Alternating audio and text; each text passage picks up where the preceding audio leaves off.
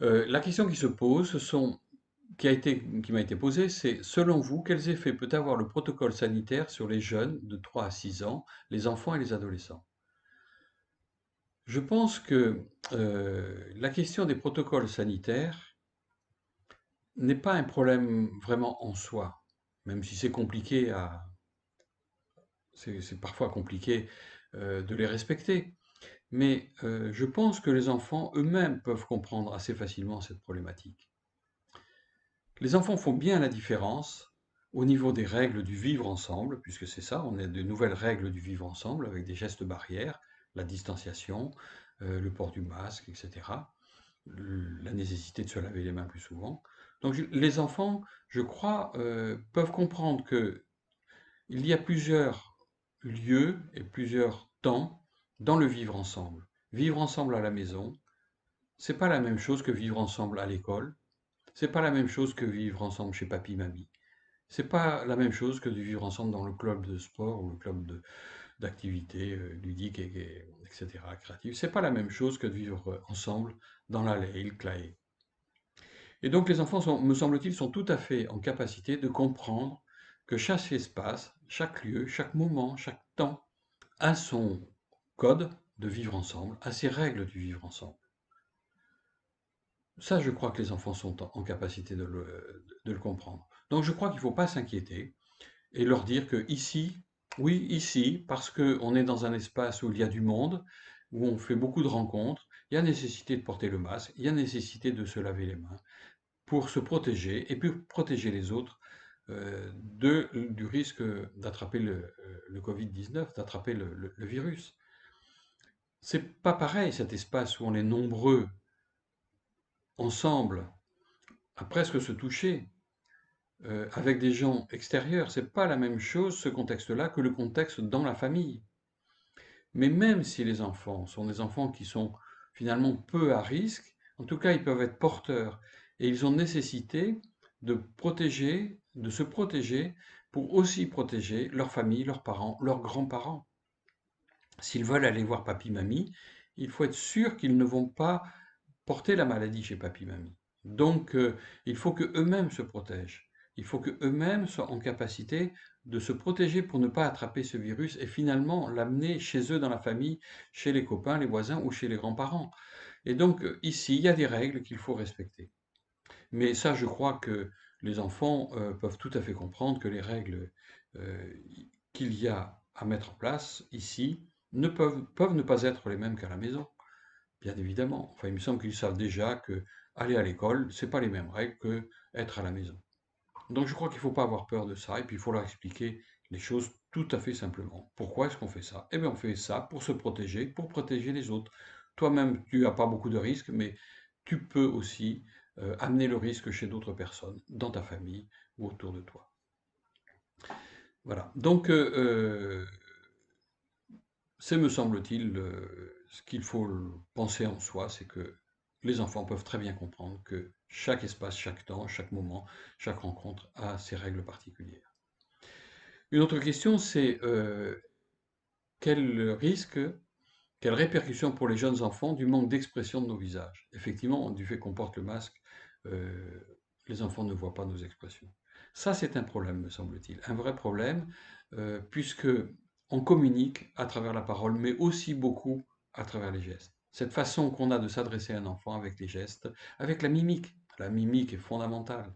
Et la mimique, c'est ce qui se passe entre les yeux et la bouche. Or, quand vous avez un masque sur la bouche et sur le nez, bien évidemment, la mimique est plus compliquée. Donc, ça, c'est un vrai problème qu'il faut avoir en tête. Je ne suis pas sûr qu'il faille porter le masque tout le temps, tout le temps, tout le temps. Mais ça, peut-être que les consignes le demandent. Donc, si les consignes, c'est vous portez tout le temps le masque, il faut le faire. Peut-être il y a d'autres moments, où on est plus à distance et on peut se permettre, maintenant que les choses sont moins dangereuses, je dirais qu'il y a quelque temps, au niveau de la contamination, peut-être qu'on peut se permettre, quand on est un peu à distance, dans un espace où il n'y a pas trop de risques d'être très proches les uns des autres, d'être moins le masque, ou peut-être penser à la visière, s'il y a des possibilités d'avoir des visières, je ne sais pas, mais en tous les cas, ça c'est un vrai problème. Euh, donc il faut Il faut l'avoir en tête, mais je ne vois pas d'autre solution que ou avoir une visière, ou quand on est un peu à distance, à pouvoir enlever le masque. Mais sache voir que la gestuelle est fondamentale, parce que on peut dire les choses en fronçant les sourcils, avec un petit sourire, en étant un peu narquois. C'est pas du tout le même message qu'on adresse. Donc là, effectivement, il y a un problème. Mais les enfants ont quand même vécu pendant 2 mois et demi avec ça, hein. Ils savent donc à peu près que on va aussi faire avec ça. Voilà. Et puis il y a des façons avec la parole de minimiser les choses ou au contraire de les renforcer. Voilà, la distanciation ne renforce-t-elle pas l'isolement de l'enfant? Se sent-il vraiment en sécurité? Ne met-il pas un frein au développement affectif de l'enfant? Alors, la distanciation, de toute façon, elle est fondamentale par rapport à la sécurité. Donc ça, c'est ce qu'on disait tout à l'heure, le règle du vivre ensemble, il est comme ça. Ici, c'est comme ça. Il faut être dans une certaine forme de distanciation. La question, c'est que à la maison, il n'y a pas forcément eu cette distanciation-là. Il y a eu peut-être au contraire du repli, et voire du repli fusionnel. Et parce qu'on était ensemble, dans un confinement ensemble, papa, maman, avec des parents qui potentiellement pouvaient être des parents inquiets, et donc avaient besoin de garder leur petit poussin autour d'eux, quoi, et de faire attention à eux. Et donc ça a peut-être pu renforcer la relation fusionnelle, ou au contraire, ça a pu peut-être renforcer la relation tendue, agressive, violente, l'insupportable d'être toujours comme ça les uns sur les autres. En tous les cas, s'il y a des risques fusionnels ou des risques comme ça de tension forte, la question qui s'est discutée ou qui se discute à partir de la maison, c'est la discussion d'aller vers les autres. L'isolement a pu effectivement renforcer une difficulté chez les enfants d'aller vers les autres, d'aller à l'extérieur. Or, toute la question du développement affectif de l'enfant, c'est de pouvoir s'appuyer sur les adultes, c'est toute la question des liens d'attachement, c'est s'appuyer sur des adultes, être rassuré d'avoir un adulte là pour m'accompagner si besoin, être rassuré par un adulte pour aller vers de l'extérieur. C'est ça que nous faisons les adultes. Si tu as besoin de moi, je suis là. Mais sinon, tu peux aller découvrir le monde, t'amuser avec les copains, aller voir la maîtresse qui va t'apprendre plein de choses, et pendant ce temps-là, moi, je vais aller au boulot. Enfin, on est sur ça, on est sur je t'accompagne, si tu as besoin, tu m'appelles, mais sinon, va découvrir le monde. Or, on voit bien comment le confinement, en tous les cas l'inquiétude autour du virus, a pu renforcer cette inquiétude du dehors et cette inquiétude de l'aller vers l'autre, puisque ce que l'on disait, c'est tiens-toi à distance. Si tu vas vers l'autre, tu es en danger. Donc je pense que la distanciation, c'est une façon de se protéger de la contamination tout en allant vers l'autre. On peut aller vers l'autre, on peut aller rencontrer les autres, à condition de se tenir un peu à distance ou d'avoir un masque, et là, il n'y a plus de danger. Donc je crois que c'est un peu comme ça qu'il faut exprimer les choses. Euh, mais en même temps, on peut effectivement penser que pour certains enfants, le problème affectif, le problème de la relation à l'autre dans un lien de confiance a pu être mis à mal et a pu être un peu compliqué. Ce qui me fait penser que dont on ne parle pas forcément, mais qui a existé chez nous et qui va exister chez les enfants bien évidemment, c'est le rapport à la mort. Puisque le confinement, c'était rester chez vous, si vous sortez dehors, vous risquez d'être malade et vous risquez de mourir. Ça a été porté par les adultes, donc bien évidemment, c'est aussi chez les enfants. Donc, je crois qu'il faut aller vers les enfants, interroger cette question-là. Pas directement, mais l'interroger dans leur façon d'être, savoir qu'ils peuvent avoir au fond d'eux cette question du rapport à la mort. Aller vers les autres, c'est aller aussi vers le risque. Donc le lien affectif de confiance, il peut être mis à mal par cette idée en arrière-plan qui est si je vais vers les autres, à ce moment-là, ce n'est plus un lien de confiance, c'est un lien de risque.